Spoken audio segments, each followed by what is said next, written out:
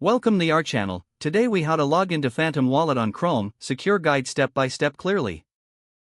Open your Chrome browser. In the top right corner, click on the three vertical dots to open the menu. Select extensions from the drop-down menu. If you haven't installed Phantom Wallet yet, go to the Chrome Web Store. In the search bar, type Phantom Wallet and press enter.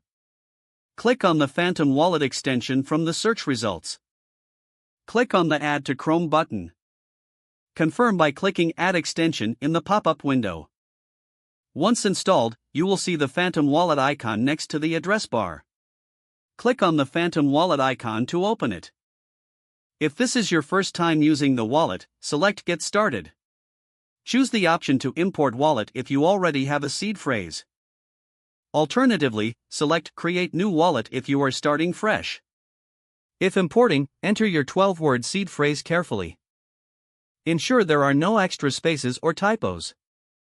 Once your seed phrase is verified, create a strong password for added security. After setting your password, click Continue to finalize the login process.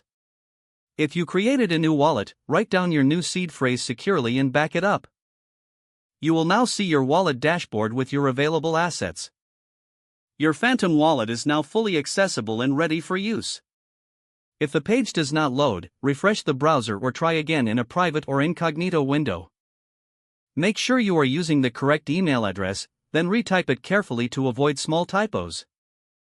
If your password is not accepted, use the reset option and create a new strong password. Check your spam folder for verification or security emails, then complete any requested confirmation steps. Enable two-factor authentication if available to improve account security and reduce unauthorized access risk. After signing in, review your profile details so your contact information and settings are accurate and current.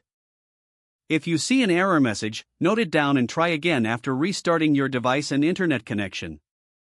Log out when you finish, especially on shared devices, to keep your account and payment information secure.